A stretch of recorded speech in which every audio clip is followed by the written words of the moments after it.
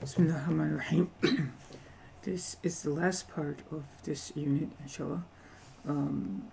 It's about perspective, and it's quite interesting, I think.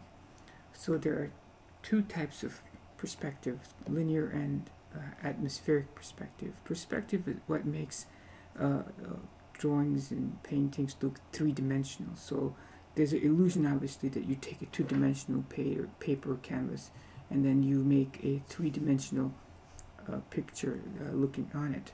So as I said, there are two types of perspective, or two types of things that make things look like they're three-dimensional. First is linear perspective. Things look 3D or three-dimensional because of this phenomenon called linear perspective. That is, as things go farther from our viewpoint, they tend to get smaller. So just like the electrical poles over here, the farther they go, the smaller they get. And these train tracks, there's an illusion that they're getting closer and closer, even though they're parallel. So linear perspective is that illusion that where parallel lines seem to be getting closer to a point as objects tend to get farther. And this applies to also walls and homes and everything, actually, everything that's in the space. And they all seem to converge here at this point, or they seem to kind of like vanish at that point. So that's called a vanishing point. So linear perspective has this idea that as things go on, they get smaller and they tend to converge at a point or points. And that point or points are called vanishing points.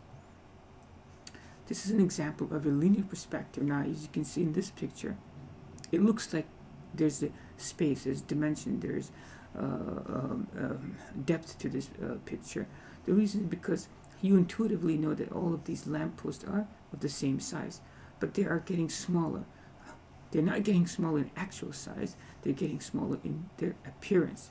And these lampposts, as you can see, this all seem to be converging, and at some distant point, if you get over here, like this, and the point where they converge, okay, the point of their convergence over here, if you were to draw this line like this, okay, and like this line over here, okay, that in fact is the point, if I did this correctly, the vanishing point. So you can call it VP or VIP, vanishing, put the I in there so you can remember. So the very important point was the vanishing point. The vanishing point is also very helpful because it tells you where the viewer is. Because you kind of know the person who took this picture is standing right over here somewhere, right? And looking over that side. So vanishing point is actually determined by where the observer is, correct? If the person were to take the picture from over here, the lamppost would be vanishing at some different point. So the vanishing point, it depends actually on the observer and the relationship of the object to the observer. Okay, so this is linear perspective. So the appearance of a depth in space based on the size of objects and getting smaller towards a point. There are other ways, for example, in this picture, okay, you also know, this is all of these light posts are also the same size, right? But this one is smaller than this one. It's not that this is a smaller lamppost, it just appears to be that way, right? So look at these two sides. Look at the size comparison between this lamppost and this lamppost, correct? So, but they are the same size in reality, but one appears obviously smaller than the other, giving the appearance of distance. This picture also brings another very interesting thing to point. Now, it's very difficult to judge it's easier to judge the distance between this and this, and then from this to this. The reason is because this wall of the masjid is facing the viewer. It's always harder to do that because these columns, for example, they're not getting smaller, are they? Okay, they would if you were looking at them from an angle. Okay, so any object that's facing the viewer, it's harder to determine its depth, so to speak, in this way. And one of the reasons this you can assess the distance to the masjid is because of these lampposts. If these lampposts weren't here, you would have a harder time determine how far actually the masjid is from your point of view. Okay. So there are other ways that you can produce the effect of space and three-dimensional appearance in drawings and paintings. So the scale of object and spatial relationship of the objects are important. For example, if these are trees in a drawing, okay, now this tree is in front of this tree. There are two possibilities. Okay, one is that this tree is indeed smaller, okay, it's indeed smaller, or it's the same size tree but it's a little farther away, correct? So the fact that it is smaller, okay, and behind it suggests one that it may be farther away. It could be possibly small. But if you look at this over here, if you put a small tree and a big tree like this, clearly this has to be bigger than this, right? Right, because it's behind it. So putting objects in relationship to one another like this, one behind the other, it gives a clue as to the spatial relationship. If these two objects were right next to each other like this, and they're not like this, you would have a harder time determining which one is bigger and smaller. Now, compare that over, this is what I mean over here. Look at this, right next to each other, right? Now you can say that this one is bigger than this one. But over here, it gives you an appearance that they're getting smaller. Now you can kind of guess that these trees probably are of the same size. But as they get smaller, they give you an appearance that they're farther away. This shortening of the objects as you go away, that's called foreshortening. Okay, shortening of objects as they go farther down, and that's one of the key elements in making drawings and pictures look real. If people forget this idea, they have a difficult time producing artwork that appears real. So one way to make things look real is to be cognizant of the spatial relationship and the size of objects as they go farther away. And the second way that the artists give the illusion of distance and space is what's called atmospheric perspective. Atmospheric perspective is that concept of distance and space, which is based on atmospheric conditions. For example, now in this picture, there are two parts to this atmosphere. In this, if you want to give illusion of space and distance, okay, you have to be aware of this phenomenon. Okay, atmospheric perspective phenomenon. This says that the farther an object is, the lighter it gets. Okay, the farther an object is, the lighter shades of color that it gets. Now these trees clearly are probably the same colored trees, right? But this is lighter green and this is darker green, and the closest one, if you can see, are the darkest, right? So the farther distance one travels in the perspective, the lighter the appearance is. Now, if there are trees on that mountain, they're probably the same color, but you can't take this color and put a tree over there, and it would all mess it all up. So just by varying the grayscale, then you can see how you can give an appearance of depth. Look at this mountain over here, how light that color is compared to any of these colors. So there's a continuous spectrum of changes in shape. The second aspect is the farther of an object is, the less details there are. Okay, we talked about this before, I believe. The less details there are. And look at the trees over here, how many details are over there. And look at over here, there's like hardly any details. From here on, you don't see any details at all, right? So so atmospheric perspective is that idea of perspective. It says that farther objects are lighter in color and in shade, and they have less details. Okay. So, how do you make a drawing in linear perspective? How do you do that? Okay. So now there are two perspectives: linear, atmospheric perspective. Atmospheric perspective, you understand, it's about lighting, shade, and less details. Linear perspectives is making objects smaller as they go farther, and that's a little bit more mathematical, so to speak. You can't just willy-nilly make objects smaller and say, oh, this is linear perspective. But so we're going to learn that in a little bit. So there's something called 1-point perspective. There's 2-point perspective. In fact, there's 3-point, 4-point, 5-point perspective, but those are high-level and unusual circumstances where you're looking at, for example, Earth from space or something like that, and a city from an airplane or something. But the most common perspectives are 1-point perspective and 2-point perspective, and this is what we have to know. 1-point perspective and 2-point perspective. What does that mean? First, I'd just like to give you an example of 1-point perspective and 2-point perspective, and I suggest to you the reason they look different is because of the perspective, and then we'll explain to why that is. So here's a drawing of a city street, and this is in 1-point perspective. Okay, this is in 1-point perspective. Well, what does that mean? It appears that everything is converging to a 1 point in horizon, and that's the very important point. That's the vanishing point. Okay, everything seems to converge to that vanishing point. I didn't draw that one properly. It's like this. See? Okay, everything seems to be converging at that 1 point. Okay. It's not the best drawing, it looks like. Okay, anyway, so this is 1-point perspective. This is also 1-point perspective, okay? You may or may not appreciate just yet, but this is also 1-point perspective. Compare that to this over here. This is 2-point perspective. Okay? 2-point perspective. It's different looking. Okay, just to give you an idea, let me show you again. 1-point perspective. Let me erase these silly lines that I made. So this is 1-point perspective. Alright. Here's another example of 1-point perspective. This is 2-point perspective.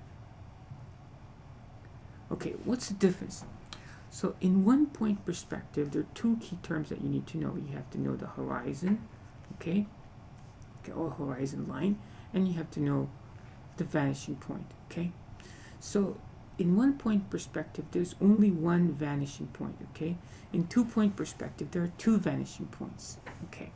The horizon, so if you want to draw an accurate landscape, these 2 things is the first 2 things you have to establish. You have to say, this is my horizon, this is my vanishing point before you do anything, okay? And everything converges to the vanishing point at the horizon. Now, the vanishing point is somewhere along the horizon, okay? Somewhere along the horizon. So once you establish the vanishing point and you have established the horizon, then you start drawing. Until you do that, you can't really start drawing, okay? So that's the key. Now, finding the horizon and the vanishing point sometimes is not easy, but I'll show you in a second. For example, so once you've established the horizon, okay, and the vanishing point, okay, you can then all objects then will converge. Their contours, see, will converge. This object is at eye level, okay. This object is above eye level, is above the viewer, and this object is below the eye level. Why? Because here you see the roof, and here you see the bottom of the object, so to speak, and here you don't see the roof or the bottom of the object. So this object is at the eye level, this object is above the eye level, and this object is below the eye level, and that was established because you knew the horizon. Anything above the horizon is above the eye level, anything below the horizon is below the eye level, and if it's at the horizon like this, obviously that's at the eye level, okay? Alright. And then you see everything converges to the vanishing point right here, alright? All these lines, okay, the outline lines, they converge to the vanishing point. This is 1 point. So what is the horizon? The horizon, now there's a difference between horizon and horizon line. When these other let's see, here it says horizon line, right? That's more accurate, see, horizon line. Well, over here we said horizon, okay? So there's a slight difference between horizon and horizon line. So the technical term is horizon line. So horizon line is where the sky meets the earth, okay? That's the sky meets the earth. Everything tends to converge to that. So horizon line. So what's the big deal about the horizon line? Okay, so now, so how do you find the horizon and vanishing point? Now, the easiest is if you have two parallel lines like this, you know, whether it be like train tracks or a road, it's a piece of cake. You just follow them, these parallel lines, and then they converge, this visual illusion that they converge, and wherever they converge is the vanishing point, vanishing point, VIP, we can call it vanishing point, let me help you remember. So that's the vanishing point, and the vanishing point is at the horizon line, so that's the horizon line right there, okay? And that's the eye level of the viewer, okay? Okay, now, as I said, horizon line is not the same as horizon. Now, and it's always not easy to find, right? But you have to try to find it. Now, you don't have to have parallel lines converging into the horizon to find the horizon. And curved lines can do as well. For example, here's a road that seems to converge, right? It goes over here, and you can see a little bit of the road, and you converge over here, and you can see it converges right about there. So this is, okay, this is where the sky, okay, this is where the sky, in my mind, meets the earth, okay. All of this is actually above sea level, so this is above ground, okay. This is above the eye level, and you know, right, this you follow. So in this part of it, in fact, this part of the road is actually on an incline. You can almost tell, right? It looks like it's going on an incline. It is climbing. So you can use even curved lines like this, okay, to find the horizon. They don't have to be parallel lines, okay. So look at this road over here. It's a curvy road, but if you go like this, if you make this right here, you kind of imagine like this, okay. So this, I'm guessing, is the horizon over there, horizon line, right? And that's the vanishing point right there. All right. So that's right here, I'm guessing, actually, kind of right there. So that's the vanishing point. So it's not easy always to find the vanishing point, and that's that in fact is going to be the key element in drawing. As I said, sometimes it's not easy. Like over here, you don't even see the sky, right? But it's important because if you wanted to draw any man-made object, it would look odd if you didn't know where the horizon was, okay? So you follow any lines that seem to be parallel right here. So you go, this seems to be going over here, this seems to be going over here, this seems to be going over here, this seems to be going here. So here's the horizon. Okay, that's the horizon line, okay? Okay, and now I'm guessing the vanishing point is like, if you follow this over here, okay? So they're going to be like over here. Okay, so very important to kind of establish the horizon and the vanishing point. So, okay, now what's the difference between 1-point perspective and 2-point perspective? Okay, we talked about 1-point perspective. In 1-point perspective, okay, one side of the object is facing the viewer like this. One side of the object is facing the viewer. In 2-point perspective, the object is not facing the viewer.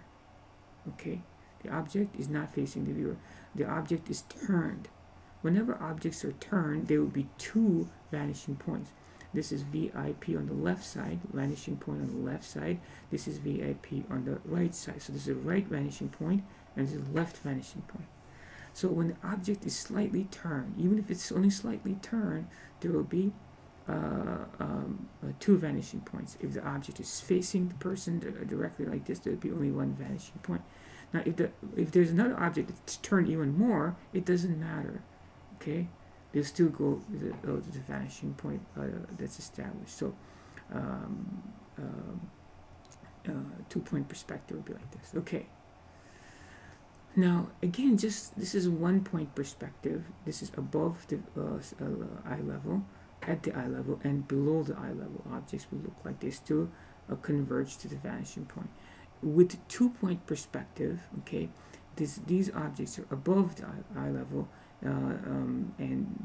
these objects are at the eye level, and these objects are below the eye level. Okay, so they look complicated, and but it's not that bad actually. I'm not sure. Now, for example, here's a book. Okay, now the book is facing sideways, right? It's not facing you. So if this side was facing, that would be 1 point perspective, but it's not. It's turned, so there will be 2 point perspective. Okay, so then you will see the sides of the book will converge, and this side will converge to this side, and these side will converge to this side. So there are 2. So vanishing point on the left, vanishing point on the right, or 1 or 2, whichever way you call it. Okay, so this object is turned, therefore there will be 2 point perspective. This object is turned, so this is a 2 point perspective. Okay, now this shows you that eye level and how that affects the vanishing point, the object. Look at the appearance of the object. This is 2 point perspective because the object is turned. Okay, this is 1 point perspective because the object is facing the viewer. Okay, now this will make sense if you actually do it. So inshallah, in the next video, I shall try to draw this out for you. So we appreciate it. Until next time, then assalatu wassalamu ala rasulillah.